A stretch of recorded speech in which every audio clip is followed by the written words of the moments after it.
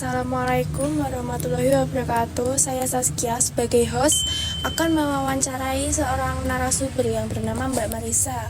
Di sini saya akan membahas konflik yang terjadi di negara Palestina dan Israel. Bagaimana duduk perkara kasus yang dialami oleh negara tersebut? Jadi konflik antara Israel dan Palestina ini adalah perselisihan yang berlangsung lama antara dua kelompok nasionalis, yaitu orang-orang Yahudi atau Israel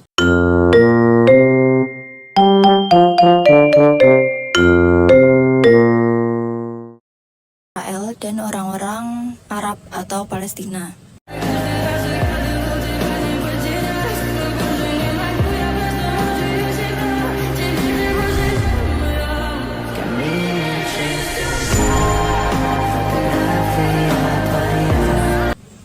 Dan konflik ini bermula atas klaim atas tanah yang terjadi pada tahun 1948 yang menyebabkan para warga Palestina diusir dari tanah mereka dan menjadi pengungsi seperti itu.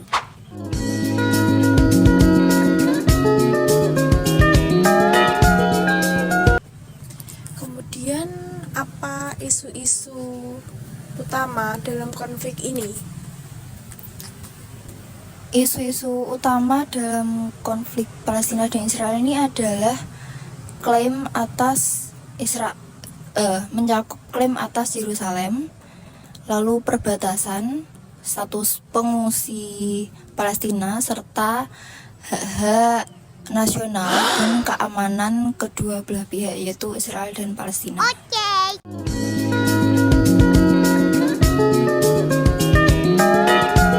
Kemudian apa bentuk-bentuk pelanggaran HAM yang terjadi di negara Palestina dan Israel tersebut?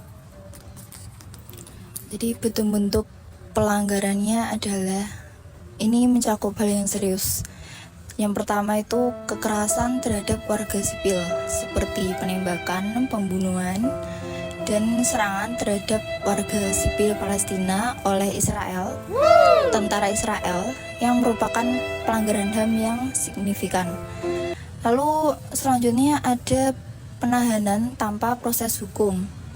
Ya, ini banyak warga Palestina yang ditahan secara administratif tanpa dakwaan yang jelas atau proses hukum yang jelas. Jadi ini otomatis melanggar hak mereka untuk mendapatkan peradilan yang adil. Selain kekerasan sama penahanan itu ada apa lagi? Ada, kalau tadi kan kekerasan terhadap warga sipil. Ya. Nah, ada lagi yaitu kekerasan terhadap wanita dan juga anak-anak.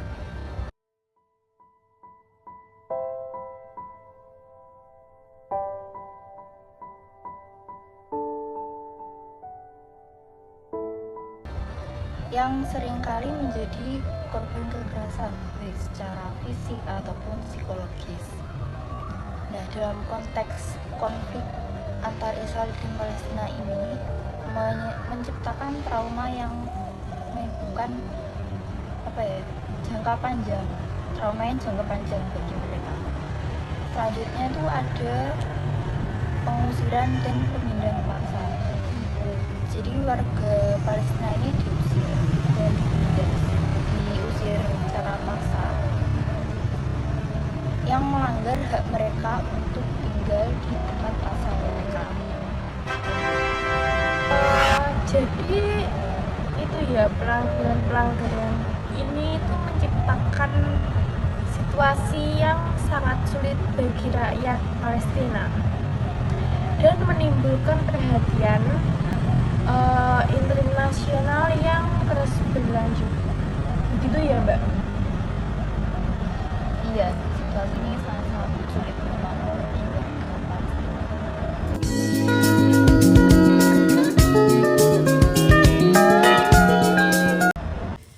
Kemudian apakah ada dokumen yang dilanggar terkait konflik ini dan mengapa? Jadi konflik ini itu melanggar dokumen, yaitu Deklarasi Hak Asasi Manusia atau DHAM.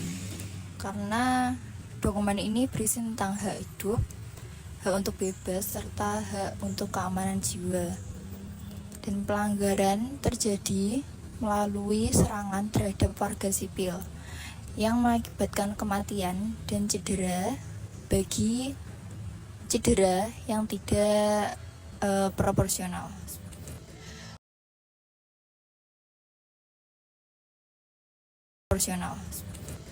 Kemudian siapa pelakunya, siapa korbannya, dan berapa jumlah korban dalam konflik ini?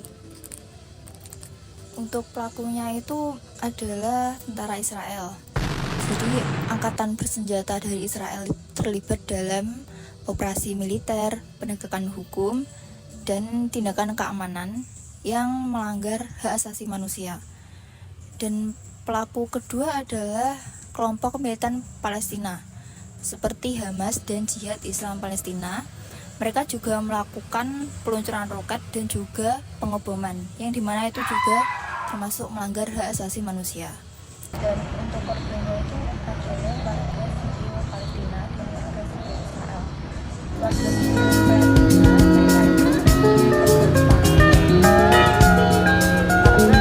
mereka mengalami penyiksaan, kekerasan, dan pelanggaran hak Israel dan hak asasi manusia.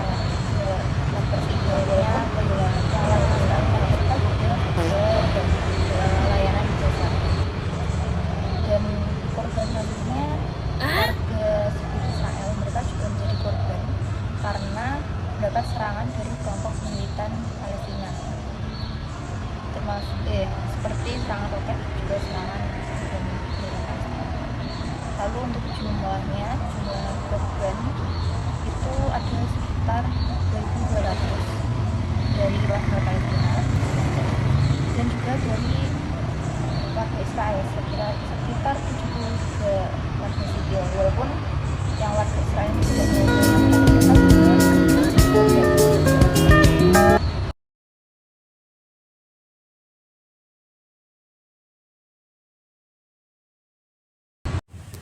Kemudian apa dampak konflik yang terjadi pada peristiwa ini? Dampaknya yaitu bagi warga Palestina, mereka hidup di bawah kependudukan atau blokade yang ketat dengan akses terbatas seperti pendidikan, pekerjaan, dan juga kesehatan. Lalu bagi warga Israel, mereka keamanan Israel ini terancam oleh adanya serangan roket dan juga pengeboman tadi yang menciptakan ketegangan bagi masyarakat Israel. Bagaimana sikap masyarakat internasional terkait konflik? Jadi dari yang saya baca dan saya ketahui, sikap masyarakat internasional ini sangat beragam. Beberapa negara mendukung Palestina untuk mendapatkan kemerdekaan dan kedaulatan mereka. Sementara yang lainnya itu mendukung Israel. Mereka tuh menganggap bahwa Israel ini memiliki hak untuk mempertahankan diri, seperti itu. Baik, sudah sekian wawancara kali ini. Saya akan menutup wawancara ini. Terima kasih. Wassalamualaikum warahmatullahi wabarakatuh.